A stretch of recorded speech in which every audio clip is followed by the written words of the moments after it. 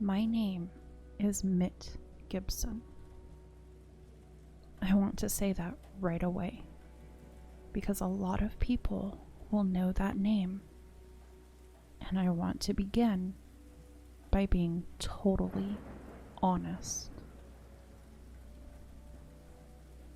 Most of you know what I have done, or at least you know what has been claimed.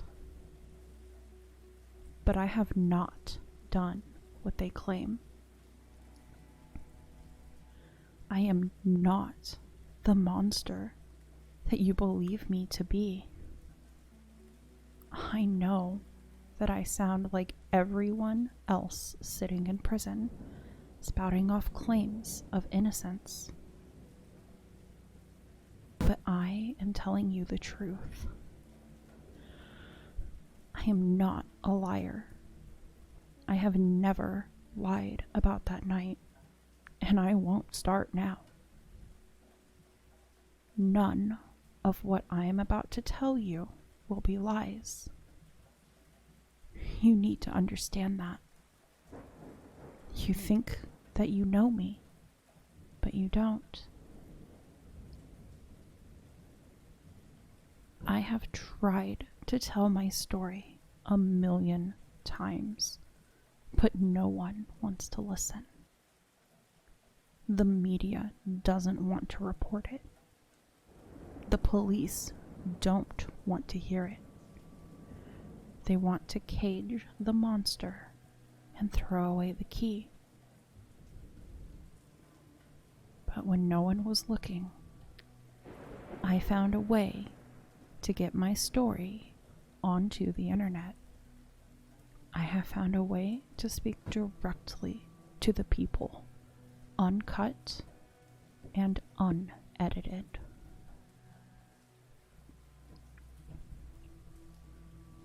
Maybe I am screaming into the wind. Maybe. But I am desperate to be free of that night. All I need is for someone out there, somewhere, to read this and to believe me. My only hope in writing this is that someone will hear my side of the story, and it will ring a bell or hit a nerve because they have experienced something similar. I cannot be the only one. I just can't be. It happened a little over 2 years ago. I remember that night as being normal, boring. I am not going to paint you a detailed picture of the weather or how the moonlight caused the icicles to twinkle, because I don't remember what the weather was like that night. It wasn't a detail that stuck in my brain. It was winter in Ohio, which means that it was probably cold and there might have been some snow on the ground. Beyond that, I don't know. It was a Wednesday. Like I said, normal and boring. I was 19 at the time and living in my parents' basement, which had been turned into a little makeshift apartment. I had my own toilet, stove, and mini fridge, a short black futon, and a basic TV too, not even a flat screen. One of those ancient, heavy-ass antiques that didn't even connect to Wi-Fi. It was okay though. I was able to play my Xbox on it. I didn't need anything else at the time. Like that singing bear from that kids movie, I had the bare necessities of life. I know that it is a little cliche. A grown man living in his parents' basement. But I was going to college at Kent State, and my folks were trying to help me out by giving me a roof and a bed. They didn't want me to have to worry about anything but my schoolwork, so I didn't have to have a job either. Doing well in school was the most important thing, they always told me. They were great parents, the best. None of what happened was their fault. They didn't do anything wrong, and they don't deserve what the people in the news have been saying about them. My dad had a stroke about a year ago. The stress of everything was just too much on him. He lived, thank God, and my mom says that he is doing better every day. He gets around just fine now, I guess, and his speech is starting to get back to normal. Part of me wishes that he would start visiting me again. Seeing his face would be amazing, but I get it. Another stroke might kill him. If I had to choose, I'd rather have him alive and in the world than dead and in the ground. I need to know that he is out there somewhere, even if I don't get to see him. I just hope that he hasn't lost faith in me, but maybe he has. At this point, I couldn't really blame him. I just want him to know that I love him, and I am so sorry for everything. My life wasn't the only one destroyed. I will never forget the date when everything I loved died. January 12th. And I was in between semesters, which was a much-deserved period of downtime for me. Finals had been more of a nightmare than usual, and I was wiped out. All I wanted to do was hang out at home and relax. I didn't want to look at another textbook or see another classroom until I had no other choice. I needed to unwind and rest up before the next semester started in a couple of weeks. I called my friend Micah. Micah had been my best friend for most of my life. I vaguely remember the first time I met Micah, but my mom liked to tell the story. I have heard it so many times that I am sure if I actually remember it or not. It had to be the first day of second grade, I think. The kids were allowed to bring a single toy to school each day and play with it during recess. My mom had bought me a brand new little fire truck specifically for that day. But Micah's mom must have forgotten to put something in his book bag, and he wanted to play with mine. It was my toy though, and I was not going to share. We got into a fight underneath the monkey bars, and the recess teacher had to break us up. Both our mothers had to come pick us up early from school. There weren't any black eyes or bloody noses. We were just two bad little boys rolling around in the dirt. Our moms were so mad that day, but they became friends because of it too. Win-win, I guess. I still smile whenever I think about it. When I called Micah that night, I told him to bring his ass over and grab a pizza on the way. I already had Doritos and Funyuns and Mountain Dew. We could get high, eat greasy food, and binge some Impractical Jokers on my Xbox. I can still hear him stomping down the basement steps when he finally got there. He always heavily strutted down those stairs for some reason. I think he did it on purpose, but I never really knew for sure. He had to make as much noise as possible. Had to make sure everyone in the house knew that he was around. Micah had always been a goofy dude and did weird, random things for no reason. He must have found it funny to make a lot of racket on my steps. Who knows? As long as he could make himself laugh, nothing else mattered. I can still picture his face. His wide grin as he presented to me a large pepperoni pizza with extra cheese, as if he had made it himself. His long black hair pulled back in its usual loose ponytail.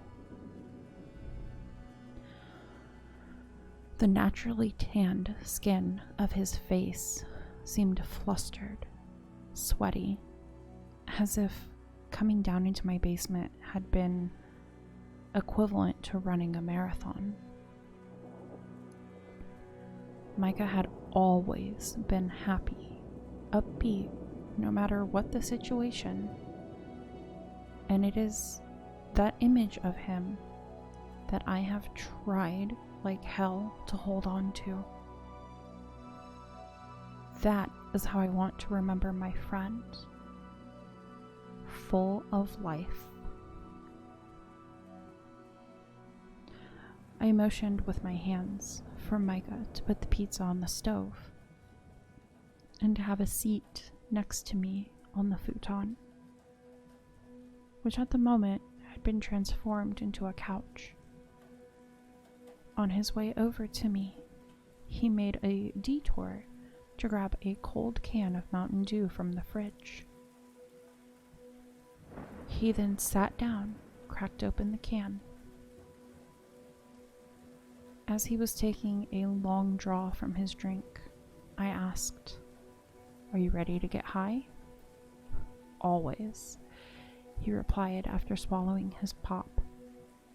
He took another giant gulp, nearly draining it, before placing the can on top of my wooden coffee table. "I'm ready to relax," I told him. "I'm ready to get so relaxed that I become a marshmallow and melt right into the fabric of this futon." "Well then," he said, "break it out and let's get going." "Me?" I asked him. "You didn't bring any?" "No," he replied. "You don't have any?" "No." "Town's been dry lately," Micah mumbled. We both shook our heads. It had never crossed my mind that Micah would not have anything. He usually had something on him, or at least would have grabbed something before heading to my underground lair. He should have known that the chances that I had any bud were normally slim. My friend was a stoner at heart, but I was never the type of person to get high every day.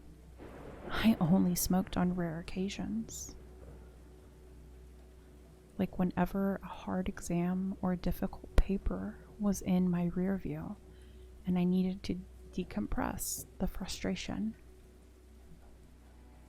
I remember Micah's face lighting up, his back perked up, and I knew that my friend had an idea.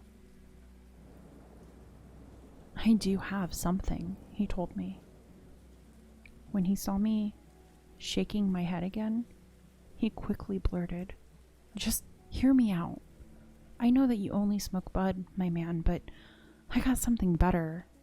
Maybe not better, but different." I think that I grumbled something like, "What is it?"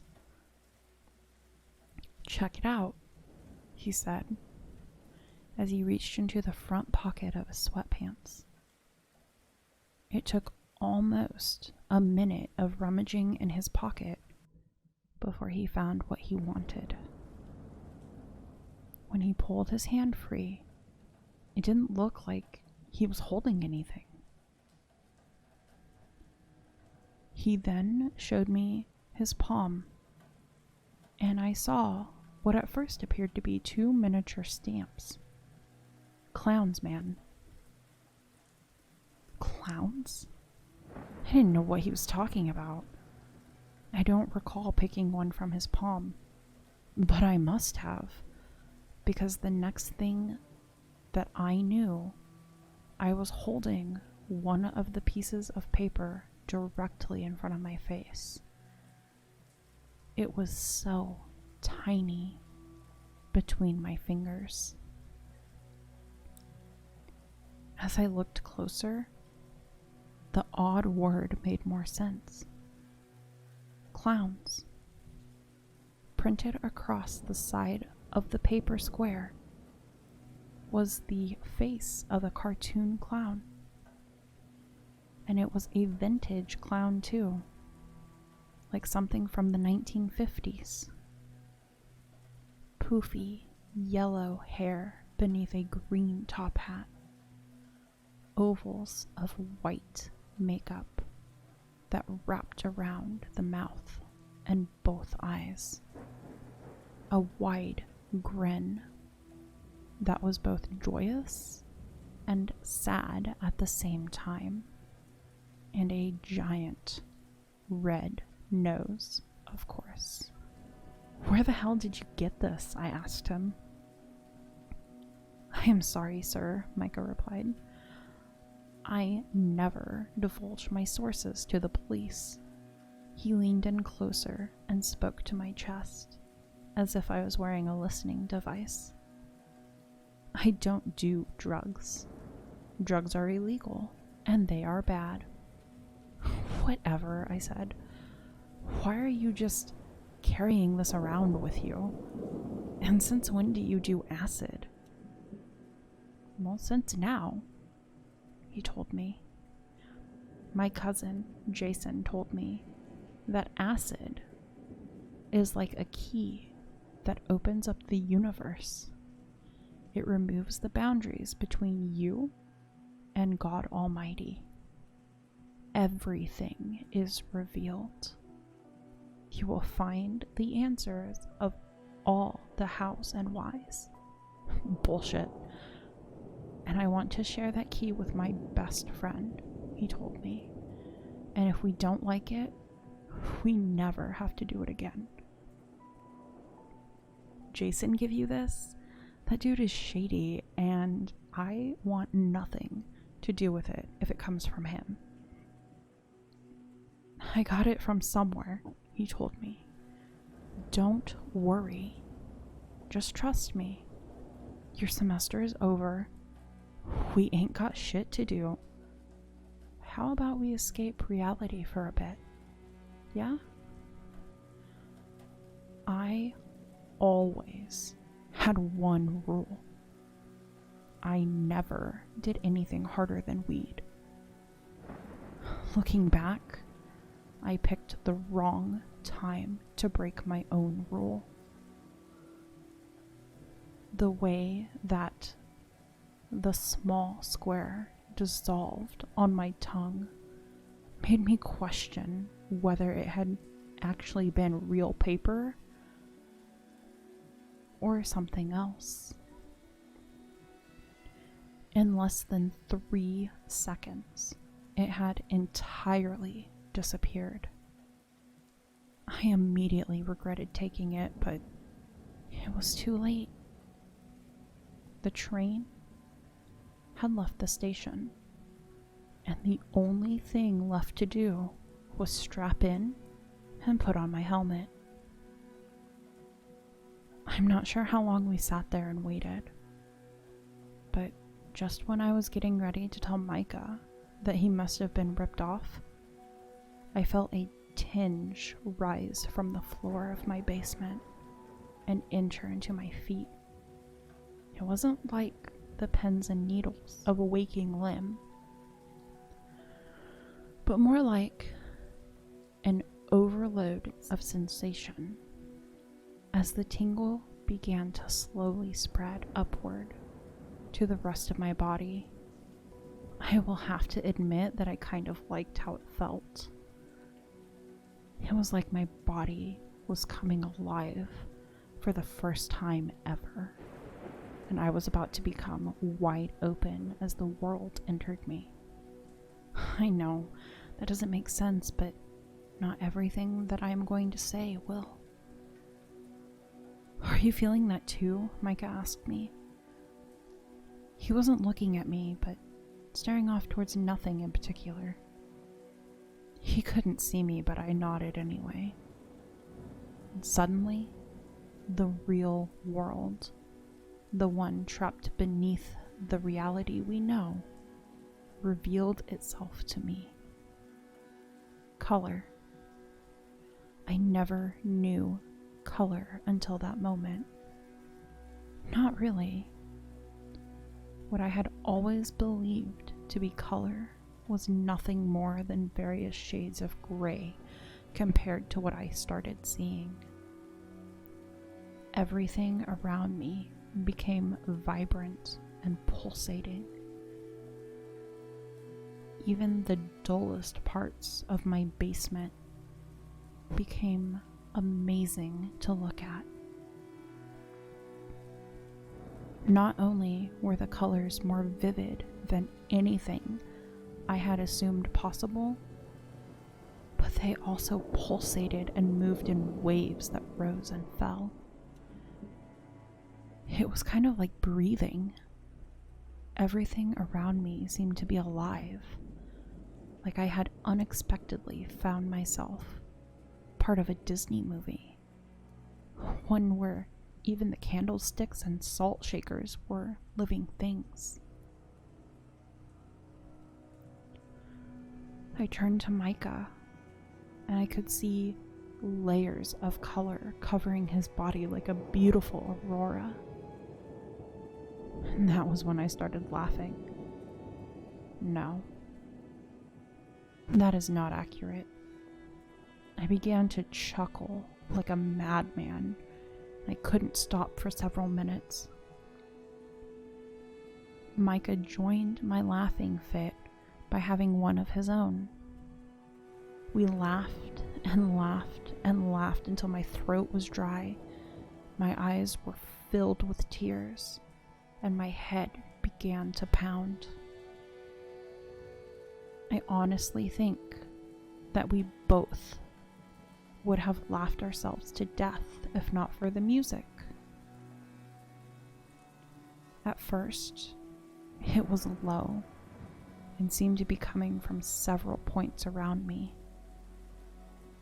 It was impossible at first to pinpoint the source. I quickly snatched my TV remote and muted the volume to make sure that it wasn't coming from the show I was watching. The voices of the actors on the screen were silenced, but the music became louder. When I was 10 years old, my parents and I took a trip to Youngstown to see the Barnum and Bailey Circus. It was my one and only trip to see the circus, and it was magical for my young mind. The entire show was based around the imagery of dragons My father complained when he had to pay $30 for a stuffed blue dragon, but I had to have it. Until that horrific night, I still had that damn blue dragon. My parents might still have it somewhere. I will always remember going to the circus.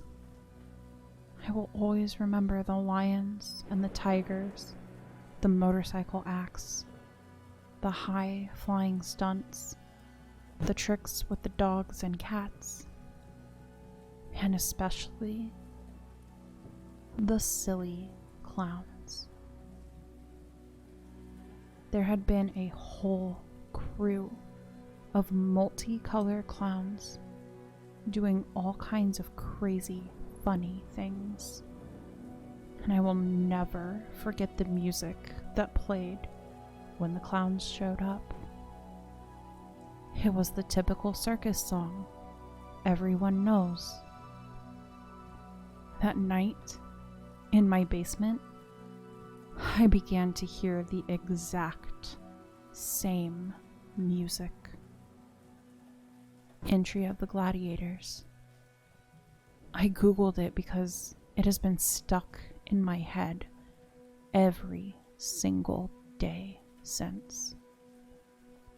Sounds of rustling and scratching somehow drew my attention away from the impossible music.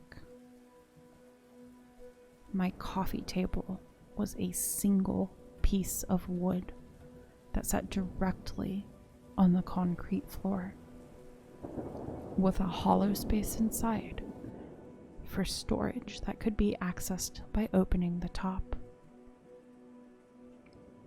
Something was moving around on the floor on the other side of it.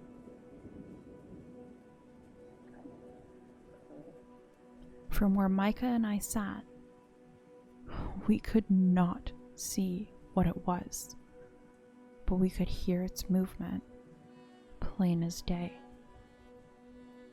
A rat must have gotten in again, I figured. But then, a pair of hands popped up from behind the coffee table. They were tiny and wearing flawlessly clean white gloves. I nearly jumped through my skin at the impossible sight, and then when 2 more pairs of hands appeared, both new pairs indistinguishable from the first, I mentally began to freak out. I watched in shock as all 3 sets of hands reached up to grab hold of the far side of the coffee table. I kept telling myself what I was seeing wasn't real. It was the acid. That was just my luck, you know. It was my first time, and I was having a bad trip.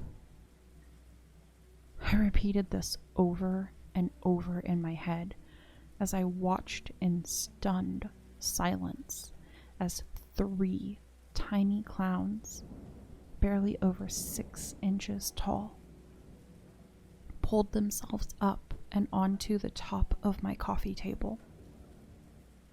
They were 3 duplicates of the same cartoon clown that had been printed on the miniature stamp that I had ingested. Yellow hair, green top hat, white makeup, and of course, a big red nose. The piece of acid paper had only shown me the clown's face, but now I could see the rest. The clothing, other than the white gloves I had mentioned, was a multicolored jumpsuit that was covered in white polka dots and a set of oversized green shoes. The many colors vibrated from the clowns as if screaming in my face. Not real, not real. But then, my heart nearly stopped when I heard Micah ask me, "Do you see them too?" How were we having the same hallucination? I did not know how to respond to Micah's question. I simply watched in bewildered silence as the 3 strange clowns gathered on my coffee table. My coffee table was slightly cluttered, but there was enough room at the center for the trio to stand. For what felt like forever, the clowns stood still and stared up at Micah and me. And suddenly, the music that I had nearly forgotten about erupted in a loud clash and crescendo. That was when the clowns began to do tricks. 2 of the 3 clowns began to do a silly dance, arms and feet flying in all directions. The same 2 occasionally added a sloppy tumble or cartwheel to change up the routine. It was the most bizarre and unnerving thing I have ever seen. The 3rd clown stood between the 2 dancing ones, positioned at the center of the act. I don't recall seeing that 3rd clown retrieve balls from anywhere, but as if out of nowhere, he began to juggle 4 different color balls. Every time, the center clown caught and then returned a ball to the air, it was a different neon color. "This LSD is crazy," Micah mumbled.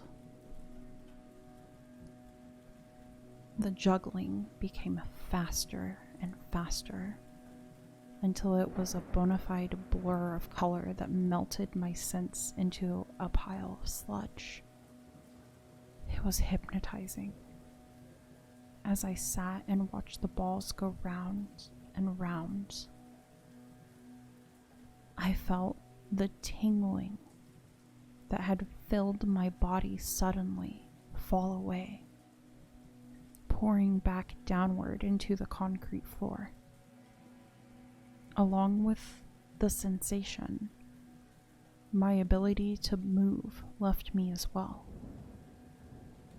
My muscles tightened, and when I tried to make the simplest movement, nothing happened.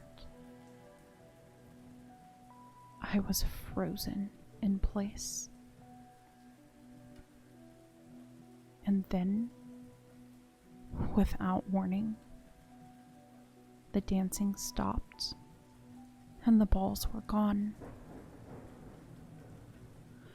Again, all 3 clowns stood still and stared up at Micah and me, Entry of the Gladiators still playing in the background, like the soundtrack of the mentally insane. I don't know how long they stood there and stared, but it felt like hours.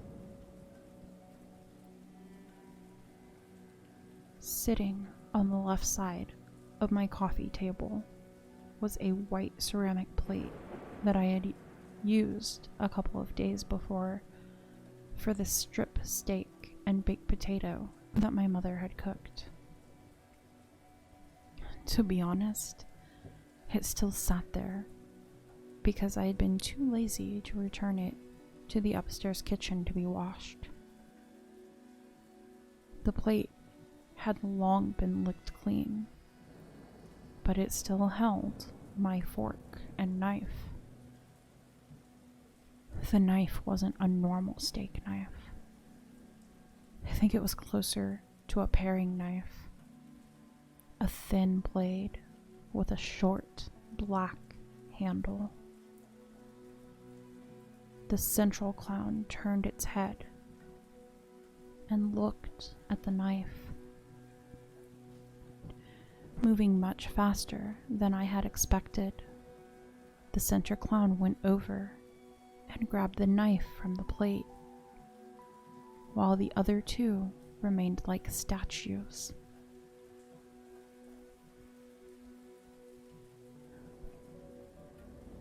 The creepy showman, the center clown, revealed the knife to his audience like it was a sharp and deadly show prop.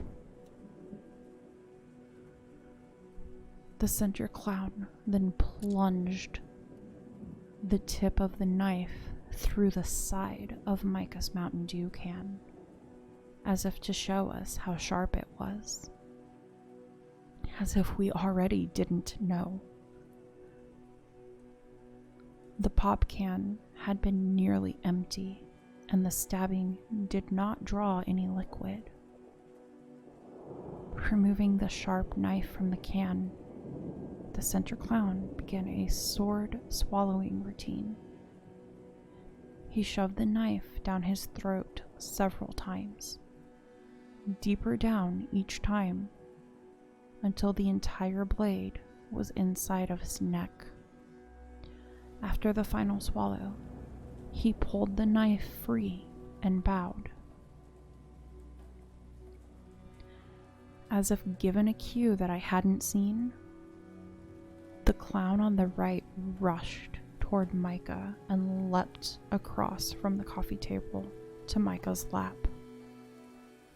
Not even a second behind him, the left clown followed behind. The first clown on Micah's lap went down on his hands and knees, allowing for the second clown to get on his back. The following clown climbed onto the first clown's back and then balanced itself while also getting down on hands and knees. They were making a step stool, I realized. The central clown charged and leapt onto Micah's lap. He swiftly went up the backs of the other two clowns, the paring knife still in hand. I knew what was coming. It had been obvious, but I couldn't move. I couldn't even turn my head all the way toward Micah, but I could see what was happening from the corner of my vision. I watched helplessly as the paring knife was shoved into Micah's left eye.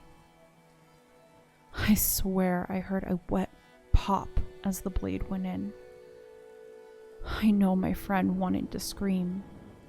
I could see a thick vein bulging in his neck, but the scream was never released.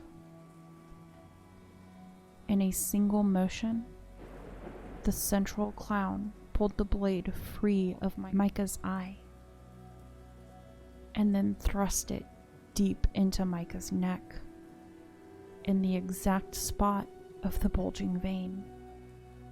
Without removing the knife, the three clowns returned to the surface of my coffee table. All three of the bastards bowed, their show at its end. And then they were gone.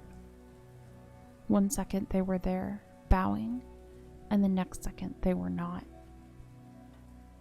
Wherever they returned to, they also took their theme music with them. Colors began to dull, and I felt the stiffness leaving my muscles. when the use of my body returned to me, that was when I really messed up. That was the point when I needed to use my brain and act smart. But I didn't. I should have called for help right then, either screaming for my parents or getting on my cell to call an ambulance. But I didn't. My mind was still messed up. And at the sight of my best friend, unconscious from the pain by that point, I panicked. I pulled the knife blade out of Micah's neck. The blood poured so fast. It was an instant crimson waterfall. That was when I finally began to scream. I had never screamed so loud. I don't fully remember everything that happened immediately after that. My parents heard my screams and came flying down into the basement. I think that I might have still been holding on to the knife when they found me. The medics showed up first, but Micah had bled out too fast for them to do anything. The cops showed up not long after the ambulance. I remember feeling the metal of the handcuffs, and I remember the blinding sea of flashing lights when they put me into the police cruiser. But just like the juggling balls, it was all a blur of motion and color. I'm sure that I tried to tell them about the clowns right away, but they weren't listening. They didn't believe me. Not that night, or any night since. They tested Micah and my blood, and it was easy to find the acid. I was the only other person in the basement, so obviously I had to have done it. Who else could have done it, right? Open and shut case. They labeled the murder as drug-induced psychosis. According to the experts, what Micah and I took was normal, street-level hallucinogen. But I know the truth. And someone out there has to know it too. Micah had to have gotten that LSD from somewhere, which means that there is someone else out there who knows all about it. Please, I am begging you, if you see the clown acid or you have seen the clowns, tell someone. Help me. Please come forward. I need you to save me.